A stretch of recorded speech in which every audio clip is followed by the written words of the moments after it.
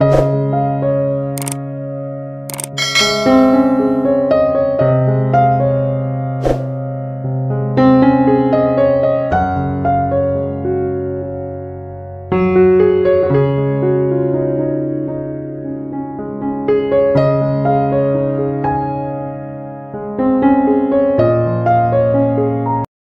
தம்பதியை அப்படி இல்லாமல் வேறு மாதிரி சும்மா கடமைக்கு வேலைக்கு போனோம், காலையில் ஆஃபீஸ் போனோம், ஈவினிங் வீட்டுக்கு வந்துடுறோம், அடுத்த நாள் ரொட்டீன் வேலை செய்கிறோம் அப்படிங்கிறவங்களுக்கெல்லாம் அந்த கேது இணைச்சிருக்கிறவங்கள சேர்த்து வைக்காதீங்க. கவனமாக இருங்கன்னு சொல்ல வரேன். புரியுதுங்களா? ஏன்னா நான் ரொம்ப நேரம் எடுத்துக்கிட்டேன். இன்னும் பேசலாமான்னா பேச தான் செய்கிறேன், பேச வேண்டாம்னா விடலாம். ஏன்னா உங்களுக்கு போர் அடிக்குதா என்னன்னு எனக்கு தெரியல.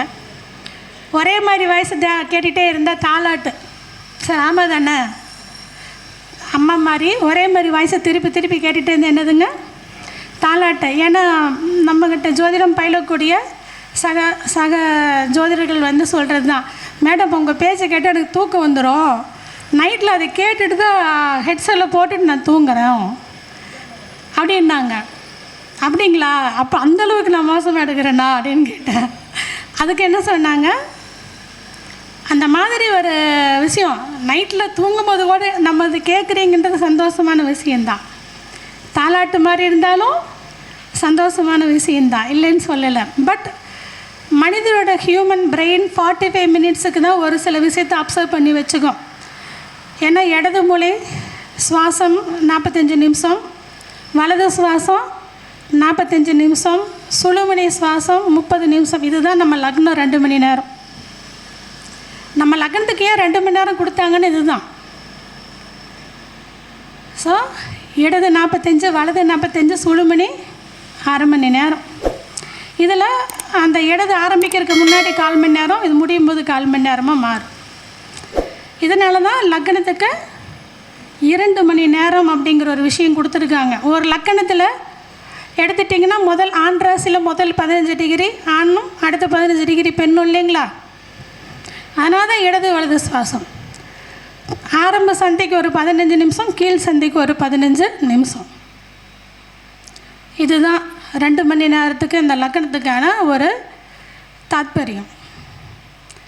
அதனால தான் இந்த 45 நிமிஷம் முடிஞ்சால் ஏதோ ஒரு இடையில வேறு சப்ஜெக்ட் பேசிட்டு டைவர்ட் பண்ணிவிட்டு திரும்ப என்ன பண்ணலாம், உள்ளே வரலாம்.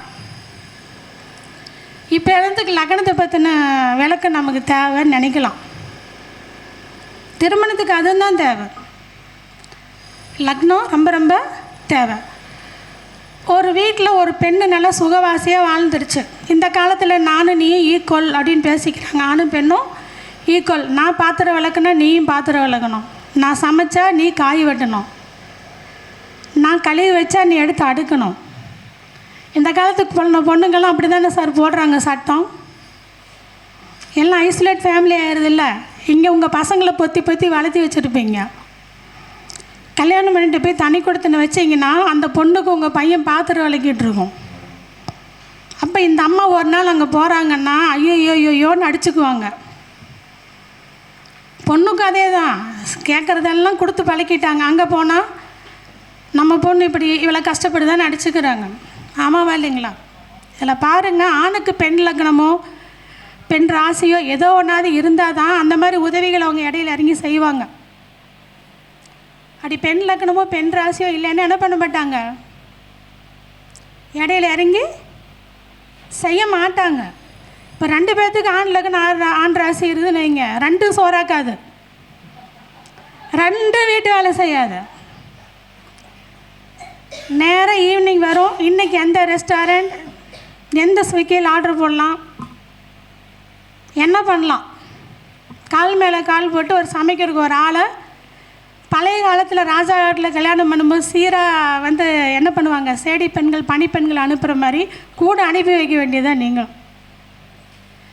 ஸோ இதில் கவனம் இருக்கணும். உங்கள் பொண்ணு சாப்பாடு ஆக்காது, உங்கள் பொண்ணு குழம்பு வைக்காது, உங்கள் பொண்ணு எதுவும் செய்யலாங்கும் போது கொஞ்சம் ஒத்து வரக்கூடிய இதெல்லாம் கொஞ்சம் பெண் லக்னம் பெண் ராசி கொஞ்சம் அட்லீஸ்ட் லக்னாதிபதியாவது அதில் நிற்கணும்.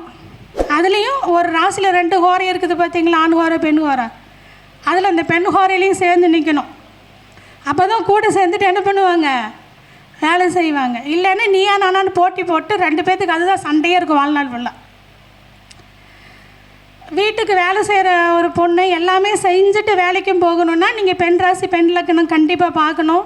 அதுலேயும் பெண் ஹோரையில் இருக்குதுன்னு அந்த பொண்ணு வேலையும் செய்யும், வேலைக்கும் போகும், வேலையும் செய்யும், கண்டிப்பாக வேலைக்கும் போகும். ஏன் வேலையும் வேலைக்கும் போகும்னா காலபுருஷ 2க்குரிய குடும்பஸ்தானம் இயற்கையாக பெண் ராசி, காலபுருஷ 10க்குரிய தொழில் ஸ்தானம் இயற்கையாக பெண் ராசி. அதனால் இதுவும் செய்வாங்க அதுவும் செய்வாங்க அப்படிங்கிறத நம்ம இங்கே நான் கருத்தில் உங்களை கொள்ளணும். அதுக்காக தான் நான் உங்களுக்கு என்ன செய்கிறேன் இதை சொல்கிறேன். ஏன்னா இந்த கால சூழ்நிலையில் வெறும் 10 பொருத்தம் கட்ட பொருத்தம், இங்கே சுபகிரகத்துக்கு மேலே இங்கே அசுபகிரகம் இருந்து அங்கே சுபகிரகம் இருக்கணும், இங்கே சுபகிரகம் இருந்து அங்கே சுபகிரகம் அசுபகிரகம் இருக்கணும், ஒரு சந்திரன் மேலே அங்கே சனி ராகு கேது வந்துடக்கூடாது, இங்கே அந்த சனி ராகு கேது வந்துடக்கூடாது. இந்த ரூல் எல்லாத்த விட இந்த பொண்ணுக்கு சமைக்க தெரியாது, அங்கே போய் அங்கே ஒத்து வரணுன்னா இந்த மாதிரி லக்னத்தையும் என்ன பண்ணணும், லக்னம் ராசி லக்னாதிபதி இதெல்லாம் கொஞ்சமாவது பெண் சம்மந்தப்பட்ட ஒரு ராசியாக பெண் ஹோரையிலையாதும் அங்கே நிற்கணும் அப்படிங்கிறத பார்த்துக்கணும். இது உறுதி. அதில் சிம்ம ராசி சிம்ம லக்னம், கும்பராசி கும்ப லக்னத்தில் பிறந்துட்டாங்கன்னு வச்சுக்கோங்க, கால் மேலே கால் தான் போடுவாங்க. ஆமாவா இல்லைங்களா? 2 பேர்த்தையும் சேர்த்து வச்சுட்டு அவ்வளோதான் முடிஞ்சது கதை. ஸோ கால சூழ்நிலைக்கு தகுந்த மாதிரி நீங்கள் அந்த பொருத்தங்களோடு சேர்ந்து இதையும் என்ன பண்ணணும் பார்த்தீங்கன்னா தான் வருத்தங்கள் இல்லாத வாழ்க்கை ட்ராவல் ஆகிட்டுருக்கும் அப்படிங்கிற விஷயத்த கண்டிப்பாக புரிஞ்சுக்கணும். ஏன்னா பொருத்தங்களோட வருத்தங்கள் இல்லாத வாழ்க்கையை தான் நீங்கள் நினச்சி வைக்கணும். ஒரு பெண்ணுக்கு லக்னம் அப்படிங்கிறது நவாம்சத்தில் 6 8 12 இருந்தால், இவங்க லக்னத்துக்கு நவாம்சத்தில் 6 8 12 அவங்க லக்னமே இருந்தது அப்படின்னா ஒரு ஆணுக்கும் அதே மாதிரி 6 8 12 நவாம்ச லக்னம் இருக்கவே கூடாது. அப்படி இருந்ததுன்னா என்ன ஆகும், ஈகோ கிளான்ஸ் ஆகும் 2 பேர்த்துக்கும், நோய் நொடி விபத்து, சிறு கண்டம் விபத்து கண்டமும் 2 பேர்த்தையும் கை கால் உடச்சி போட்டு வச்சிடும். சிறு நோய் 2 பேர்த்துக்கு நோயை உருவாக்கிறது, சிறு பிரச்சனையும் கடனும் உருவாக்கி விட்ரும். ரொம்ப கவனமாக இருக்கணும். அதே மாதிரி சுக்கிரன் லக்னம் 2 6 8 12 இருந்தால், அது ஆணாக இருந்தாலும் சரி பெண்ணாக இருந்தாலும் சரி, 2 பேர்த்துக்கும் இருந்தால் ஒரு குழந்தை பிறந்து குடும்பம் பெரியும். ஏன்னா சுக்கிரன் சந்திரன் வீட்லேயும் சூரியன் வீட்லேயும் பகை பெறக்கூடிய ஒரு நட்சத்திரம் தெரியலைங்களா, கிரகம். கடகராசிலையும் சுக்கிரன் பகை தான், சிம்ம ராசிலையும் சுக்கிரன் பகை தான். அப்போ அப்பா அம்மா 2 பேருமே அவங்க 2 பேரும் சந்திரன் தாய் சூரியன் தந்தை. இவங்களுக்கு குழந்தை பிறந்துருச்சுன்னா 2 6 8 12 சுக்கிரன் 2 பேர்த்துக்கு இருந்துன்னு வச்சுக்கோங்க, இந்த குழந்தை நீ பாரு நான் பாருன்னு நாங்கள் சண்டை. இல்லை யாரோ ஒருத்தர்கிட்ட குழந்தை வளரும், அந்த குழந்தை தனக்கு தானே சாப்பிட்டு தனக்கு தானே சமைக்க தெரிஞ்சு பெரிய ஆள் ஆக வரைக்கும் 2 பேரும் சேர்றதே கிடையாது.